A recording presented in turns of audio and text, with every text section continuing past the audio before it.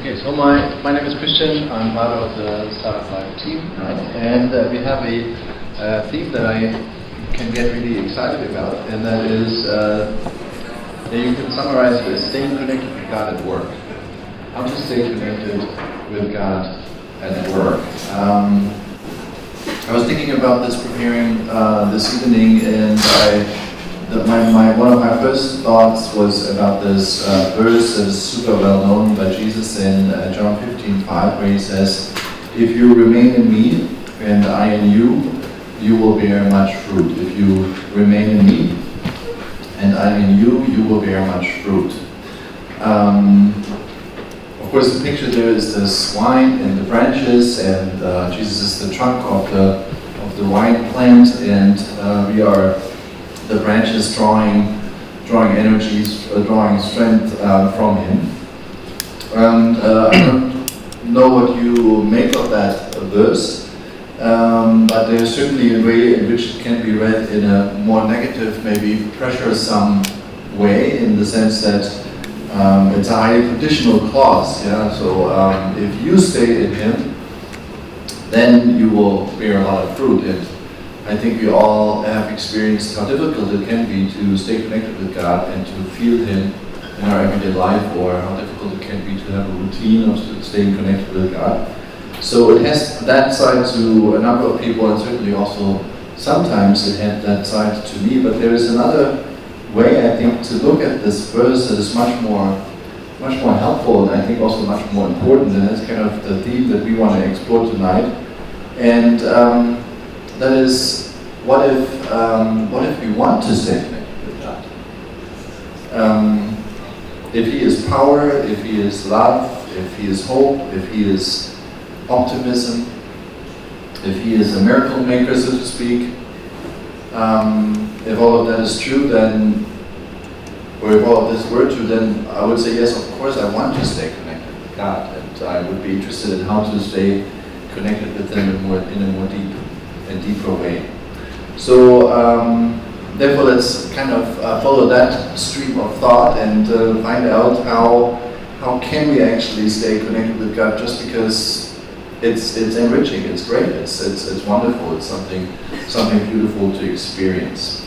And I think we're living in a good time for that, because I think that this whole theme of spirituality and new forms of prayer and how to be close to God, how to be mindful, this fashionable word, and then Christian variations of that, or inspirations that came through that into the Christian scene have led to a new discussion of how to stay connected with God. So we're in a good time to talk about this. And we have three guests here tonight, three panelists. Thank you for coming out. And I want to start my conversation with Susanne. That's why I'll introduce you at the end, so we can go straight into our conversation in a second. But to introduce, I want to start with Martin. Martin is a partner at Verticale, and Verticale is a small consultancy on change management and corporate culture.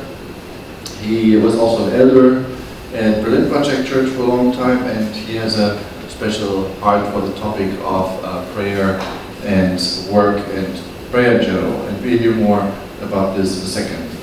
Johannes at the far end, Johannes Haag, he wrote me that he is a cognitive scientist and system technologist. So that's kind of that sounds really good, actually. I thought that's interesting. And you've worked in different university settings, and you're also a Christian mindfulness trainer, which I'll be curious to hear more about in a second. And finally, Susanne,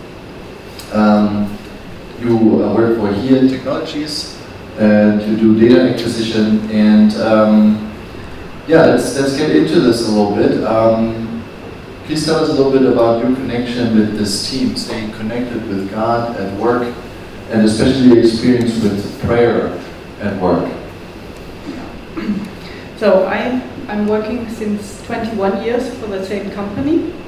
I was in Stuttgart for 19 years, and I always dreamed of meeting other Christians in this big company, nearly 8,000-9,000 people worldwide. But in my area, I knew there's no one who is a Christian. And then I came to Berlin and I went to a church, and there I met a man, and he told me, yeah, he's also working in the same company, and then we met for lunch. And then I told him about this vision to have a prayer group at work, because I heard this from other companies and I always thought this is great. And then we said, okay, why not? Let's start with 2 people. And then he realized that he also knows some other people. And then we initiated a prayer group, and yeah, it's existing now since 1.5 years, and we meet once a month in the morning, once a month for lunchtime, so that we are not really taking away working time, and I really like this a lot. So a prayer group at work. So I think we all know prayer groups in the church setting, and of course also sometimes you pray for work-related issues, but you actually even got kind of a step closer here, right? And you pray at your work building also, right? Yeah. So I took all my courage, because I know religious stuff is a bit difficult in our company. They always say you should keep it in your private life. But I went to our human resources and told them about our wish. And then they said, yeah, you can have a prayer room, you can have a room outside of the normal working hours, and you can meet there to pray, but you must not advertise it in our intranet. So that was one of the conditions we can meet, and we can invite the people we know, but we must not advertise for it. And then you get together, and what happens then? What do you do actually? We start with a little impulse. Normally we talk about the daily words from the Losung and a little interpretation, and then we have normally 2 or 3 different parts. First one is about personal requests, so if someone is sick or whatever requests we have in our little group. But then we also really want to pray for work-related items, work-related topics, and also especially for our leadership team, because we think it's important to support them also with prayer, that they take good decisions. And yeah, we sometimes hear about things that are going on, and then we take our time to pray for them. Oh, okay. So you pray for the company actually, not just for your own causes. And can you tell a little bit of like a special experience that you had, or anything that encouraged you, response, anything? So I, of course, tell my direct colleagues, they know that we have this prayer group, but I also had some weeks ago a special occasion. We have skip level calls with managers, not the direct manager, but 2 levels up. And we had a quite personal conversation, and I could share with her that we have this prayer group. And then I offered her that she could also tell me if there's something special going on, that she can ask me for prayer support. And 2 or 3 weeks ago she wrote to me, now there's a good occasion, we have this and this issue. I would be really grateful to pray for, if you could pray for me. And then I told her, yeah, we will meet tomorrow. And then after the prayer meeting, I wrote her a little notice that we have prayed for her and the whole leadership team, and she was very happy about that. And this was very encouraging for me, because it showed that there's not just this little the connection between us, but also to higher levels. And yeah, I hope this will continue. Cool. And you said earlier that you always thought it was cool to have a prayer group, right? Why do you think it's such a good idea to have a prayer group right at the company? What's so motivating for you about it? What's so good about it? I think there is always a big benefit to pray with people from your church, but if you really pray with colleagues, they know all the company, they know much more details what is going on, and I think it's something different, and also to pray at this workplace and not outside, but really in the building. And yeah. Martin, you heard all this, and I know that you have a connection with this too. What comes to mind when you hear this? How does it connect with your experiences? Well, I think it's a great idea. I hear that A lot of big companies are introducing now prayer groups, but it is and maybe will be for a while a touchy issue because it doesn't really mix with business, they think. But for our part, we're a small company. We're only 3 people in our small corporate cultural development agency, so to speak. And Christian said, I have a heart for prayer, and I have to say it didn't develop overnight. I remember when I started with Verticale, about 2 weeks later, the agency went broke. So for about 6, 8, 9 months, there was no business at all. And one of the partners went to work for Berlin Project, which Christian took happily, and the other one went on maternity leave. And I was sitting on the sofa. So that actually came to pass when nothing else was left. And I went to a meeting, Business and Prayer, and that's where it was introduced, that business is also concerned to God. It's not just going to church. And I was a young Christian still by then. And so we started to pray. And we formed a group of maybe 6, 7 people who just started their business from scratch. And we got together and we had a log. We had a prayer log. So everything we prayed for, we were writing up. And every other 2 or 3 weeks, we were looking in the book and say, okay, what happened? And in the end of the year, when we checked the book, everything was yellow, because whenever we had a prayer request come true, we marked it yellow. So I can tell from experience that this is real. It's not just something to keep you calm or get you, your mind off your troubled things in business. It's very real. Cool. And you connected it to this experience at the beginning where you were in a big mess, essentially, right? Yeah. And then still the business that you're in, you still are dependent on little miracles all the time, essentially. I mean, you don't have to call it miracles if you don't want to call it miracles if you're not a Christian, but you're dependent on things happening, people calling all of a sudden out of the blue and all of that, right? Do you think it helps with the prayer, that it's so unsecure, or what's the connection there? No, prayer doesn't help. It's really the only one that works. We have not, ever since when we started over again, it was a miracle already. All of a sudden, out of nothing, out of the blue came a call to my colleague, and she had a new job that was for a big hospital here in Berlin. And she asked me if I do it with her, and I did. And ever since, and this is now 6 years ago, we have not once did a cold call for acquisition. Everything. I don't understand. You have not once? We had not once done a cold call for acquisition, just calling people and asking whether.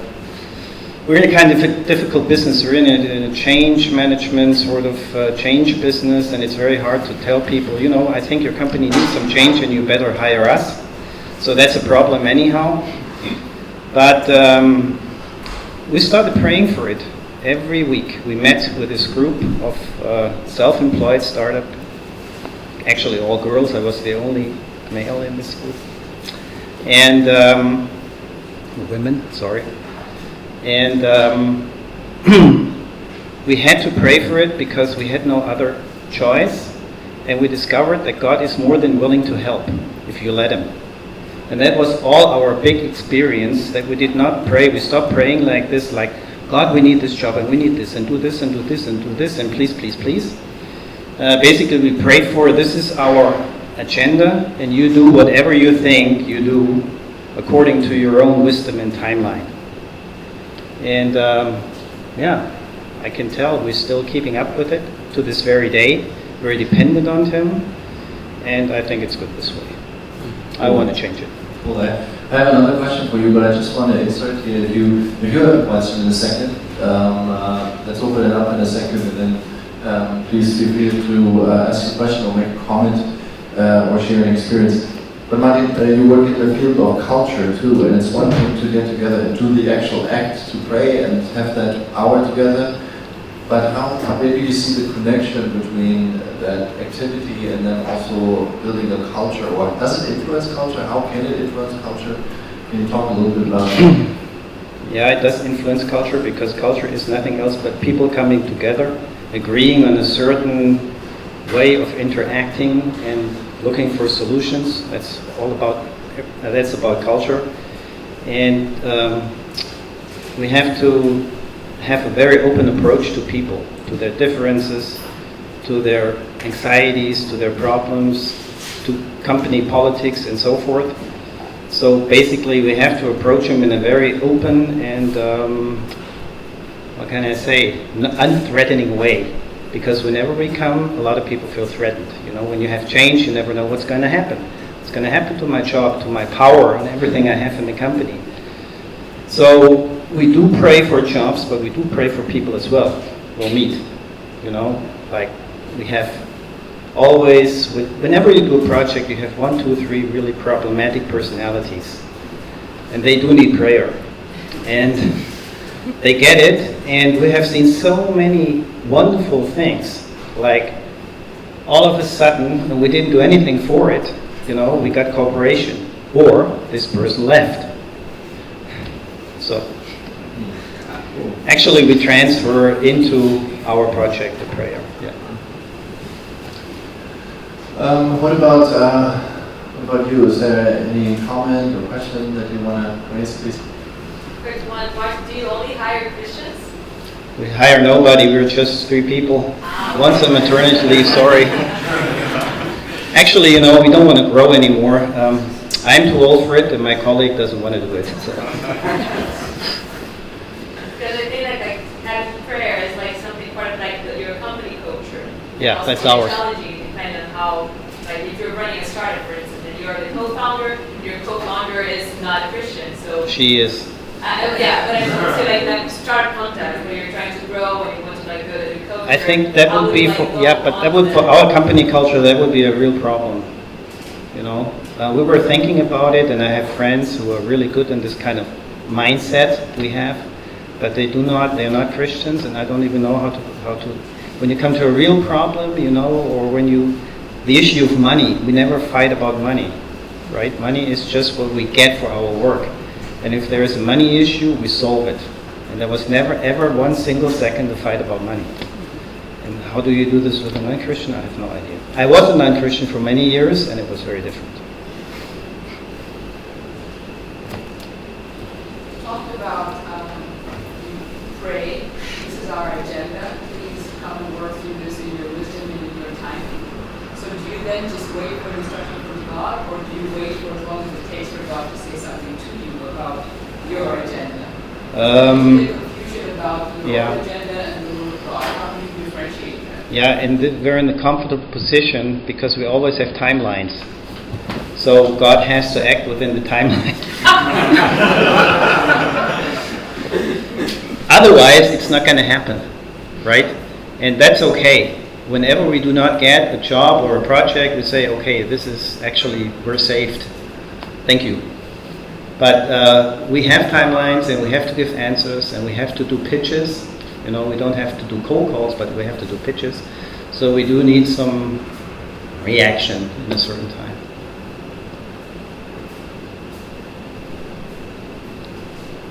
I prayed for a while with them. I mean, they kind of created their ideal scenario for them. That's also a little bit unusual, like many of us work in a setting that we cannot really control so much as they were able to do, finding friends and doing business together. But I also prayed with them for a while, and I have to say that I witnessed this thing where they prayed for a job, a specific job, and it was also a very good job, a very ideal job for them. And they prayed to get it, and they pitched, and it didn't happen. And his colleague is very ambitious, so she takes 10 minutes longer. But after that 10 minutes, they were kind of really like, yeah, there must have been a reason why this didn't happen.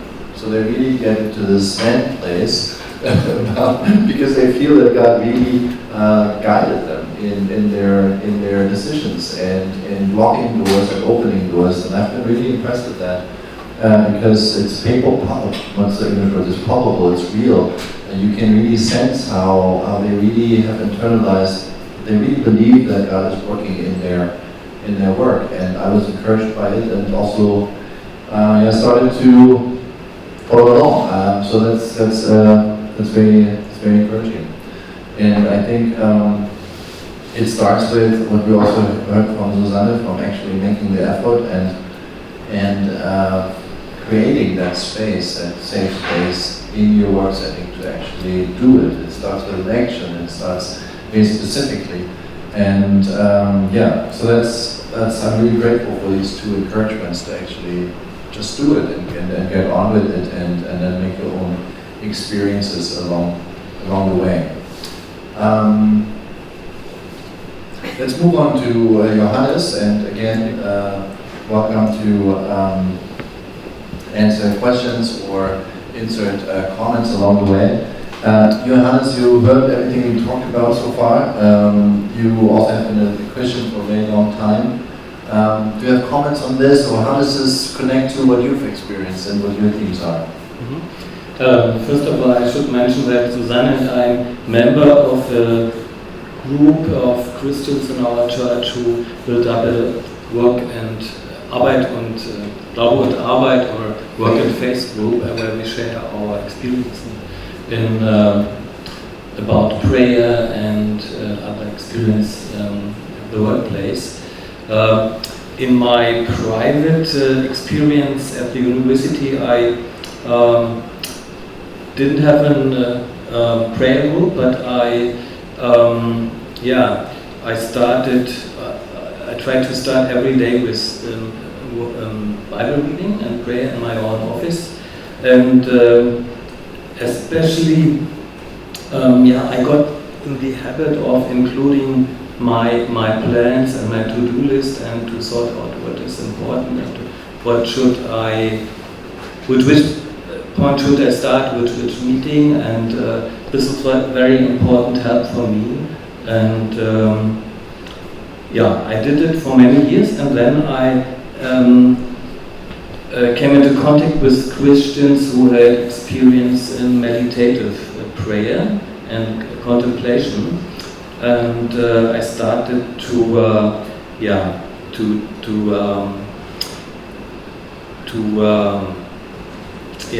train these forms of being silent and being getting into contact with God.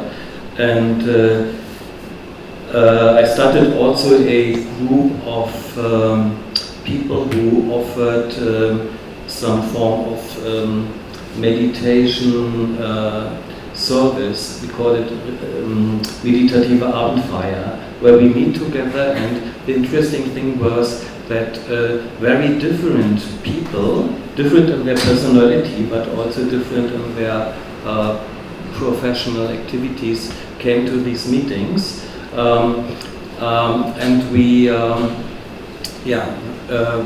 started with very short impulses, very short verses from the Bible, and then there was a time of silence, let's say 5 minutes, to meditate these words. And in the beginning it was very hard to be silent, because there are so many thoughts came up, and it was it needs time to dive in this new form of prayer meeting. Can I ask you a question? You wrote me that you're an Achtsamkeitstrainer, like a mindfulness trainer. Yeah. And can you, and this is already a very fashionable word that also comes to us not necessarily from a Christian origin. So what, as a Christian, what is your, how would you summarize or explain to somebody that you meet on Sunday at church what you understand under mindfulness? When I started doing some own practices in meditative reading, it really concentrates on so-called, maybe some of you heard about Lectio Divina. They are a modern form of Lectio Divina. There are 4 steps where you can where you read aloud and meditate on Bible passages of the Bible.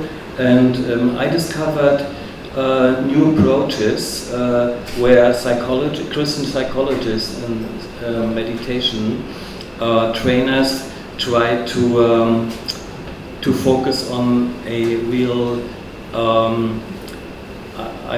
let's say, a spiritual dialogue to God, and not an fusion spirituality like in Buddhist or Hindu spirituality. And I was very interested to check and to test which is possible for me, where are some limits and borders. Then I discovered that there is there's a chance to have an education in South Germany, which is done by an institute which is doing counseling and soul care from a Christian perspective. And there's a person, Arvid Wilberg, who has really done a great job in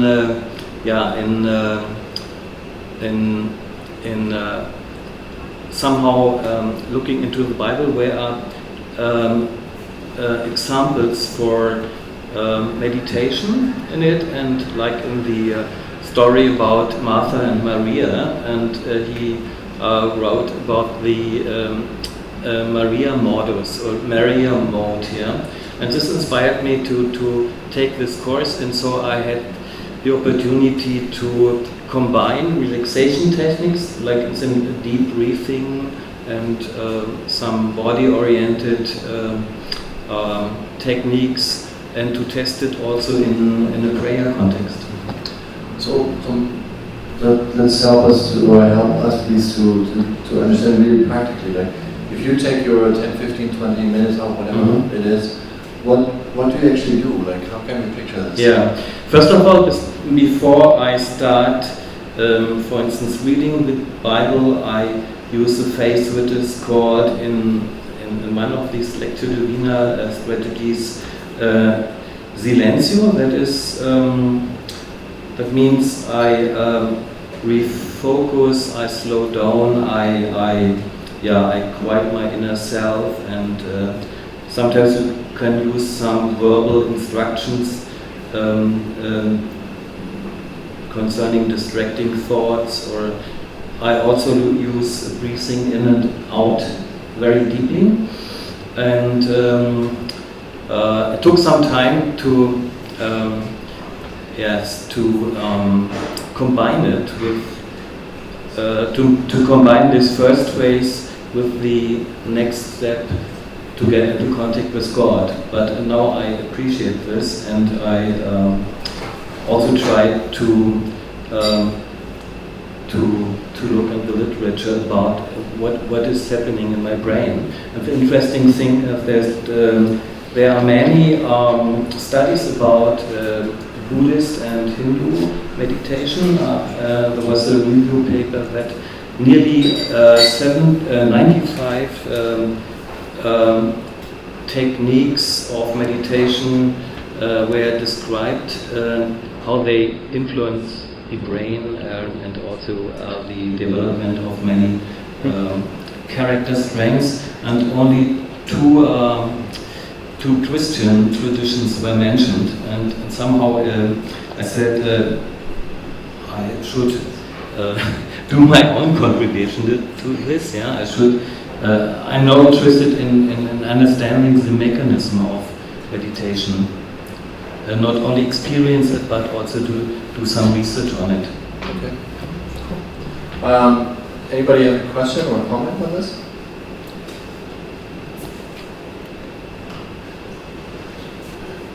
Is there links to like some of the Christian like mysticism, like Thomas Merton or some of these others? Yeah. What you're talking about? There are many branches of or new versions of meditative prayer, and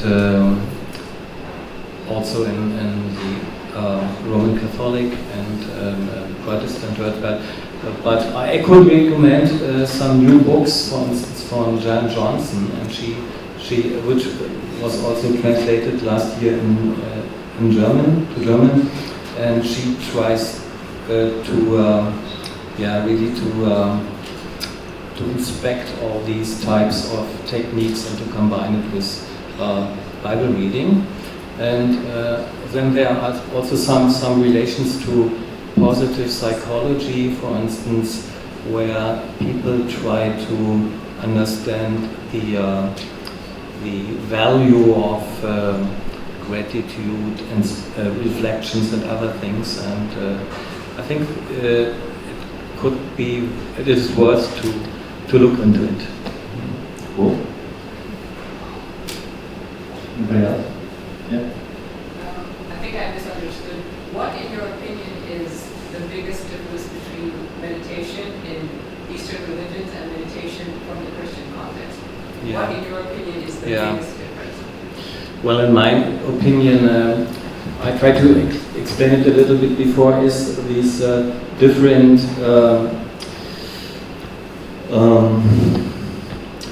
well, in Christian meditation, I focus on passages of the Bible and try to be silent, to develop my own thoughts and to hear what God is telling me.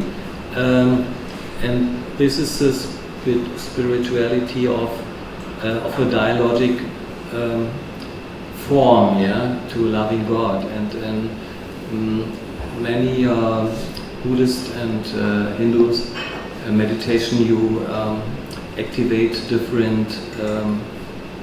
You try to for instance, to be fusioned with the cosmos and so on. And some years ago, people tried to also to understand these several functions in the brain, and there are some new findings that some of the meditation techniques are more focused on my own thoughts or are focused on my problems, and some are focused on the loving other people, and one should also look into it to see the differences. All right. To maybe put this a little bit in perspective, I think the big advantage or the big gain that we have from looking into this is that much of our prayer life as Christians is very pragmatic.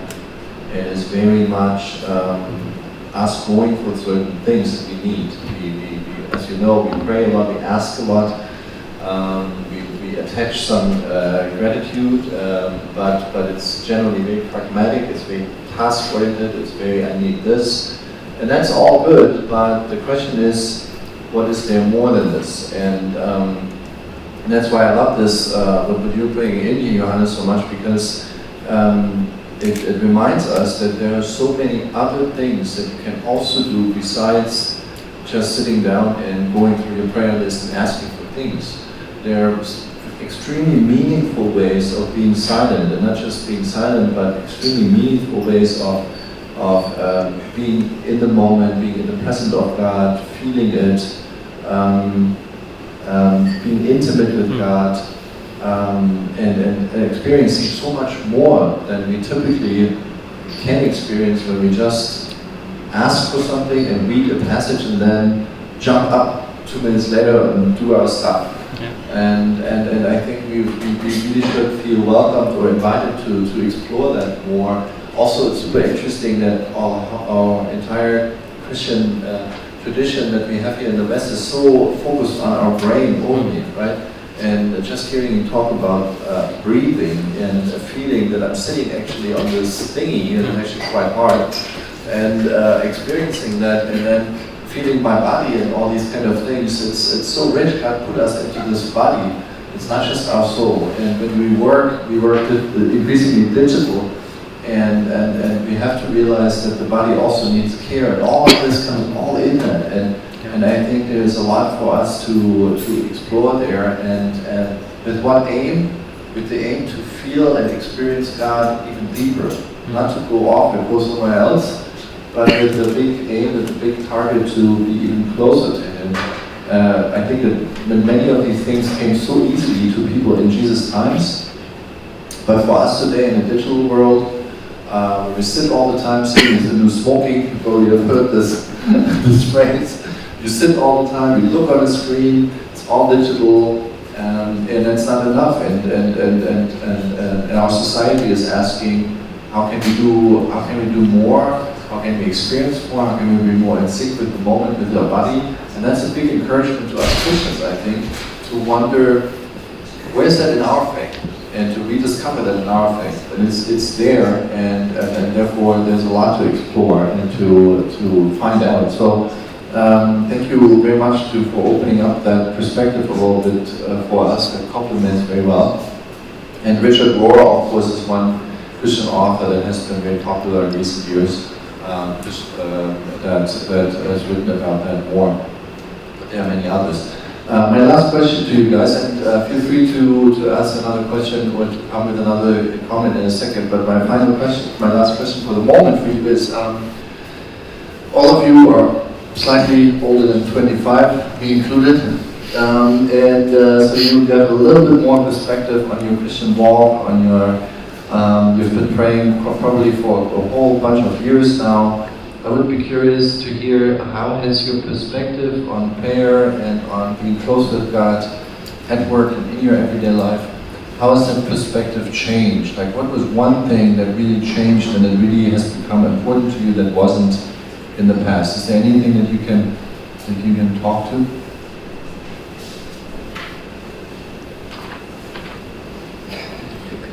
Yeah, okay. Yeah, actually there is. In the beginning I was coming, like you said before, with a wish list. What I need this, I need that. Some things I got, some things I didn't get. And now, over the years, it changed more like in a relationship basis. I do need things, yes, but that is not the most important thing. More important to me is maintaining a ever going to be closer relationship. And with all its, also with a lot of meditation, which I think is very important, because otherwise we're too stressed out. And yeah, that's my major change. It's not so much what I need or what I do need, it's more like a relationship matter.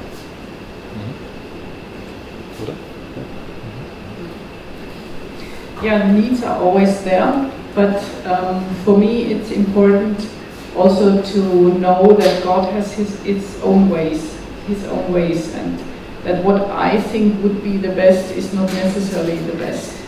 And therefore to be open, and I'm allowed to ask for something, but I leave it for Him to decide and how it goes.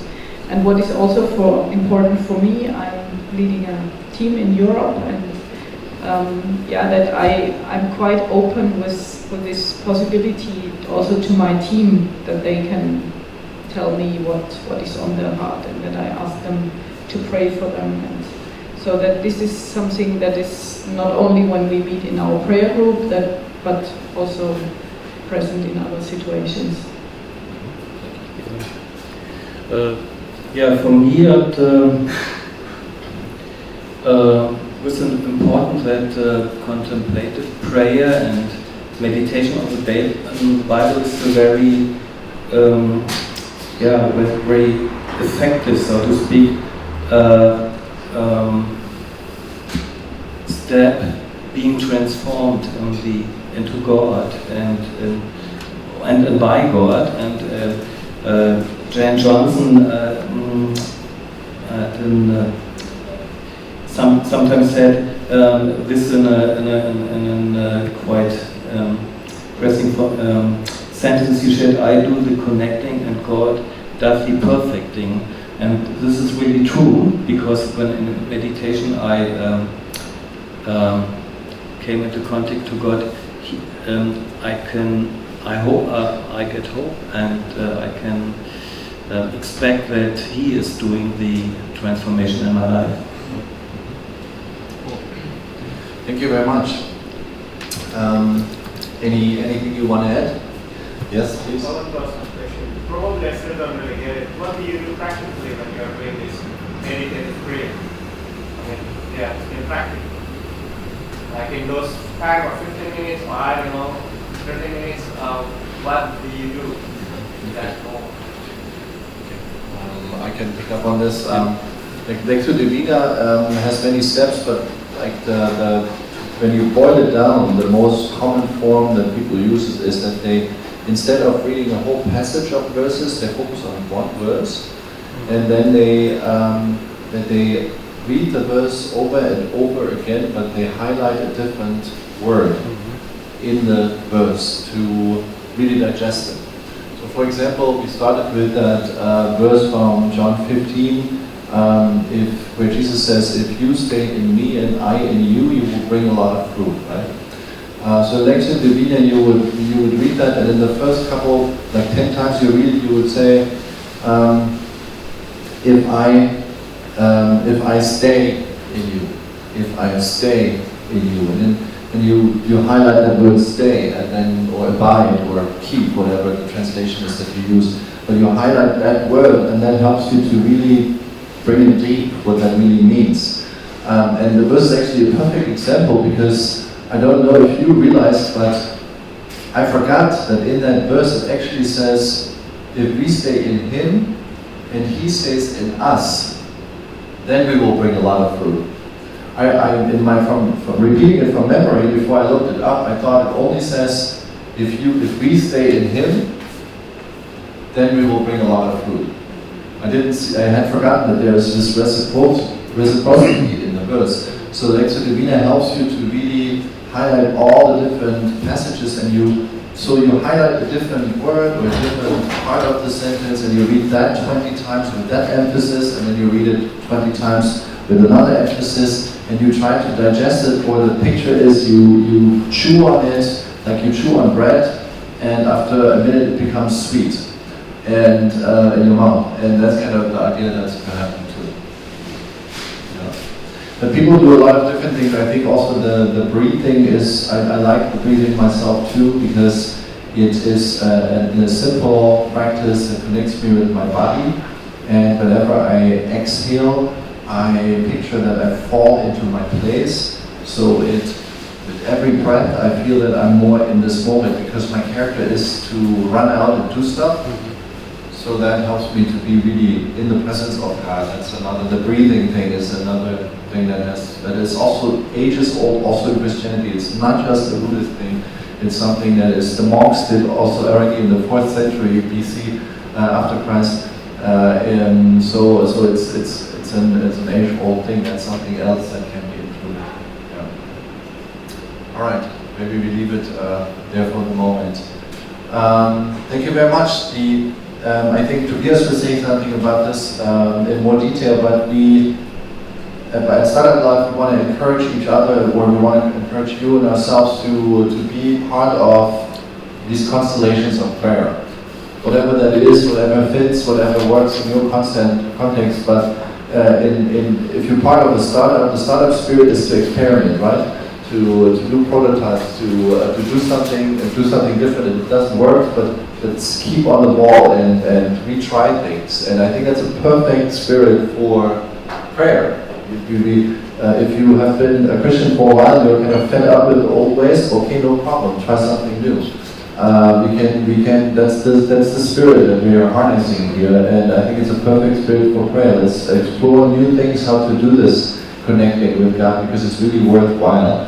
And we want to encourage each other, and want to encourage you to find ways that are good for you and also community. And maybe at some point of time we will have a whole bunch of prayer groups in Berlin, in different organizations, in different startups connected here to Startup Life.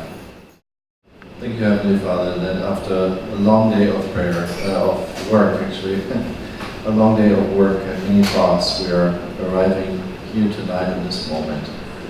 And thank you that you surprise us tonight with the invitation to prayer and the invitation to be close to you. And I pray that you would give us hope for our individual prayer lives and for new ways and exciting ways to connect with you.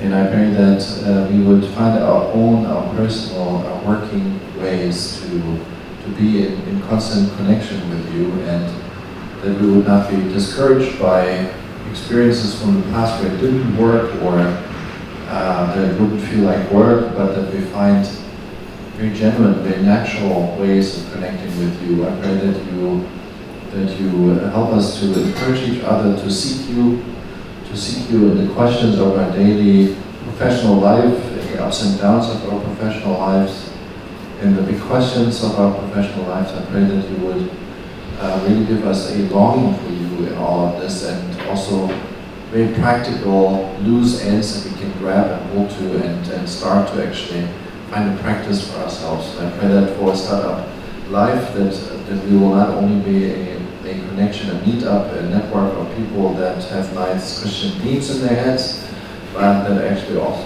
pray and that experience you in their everyday life. Thank you. Amen. Amen. Danke euch. Thank you. Vielen Dank. Thank you.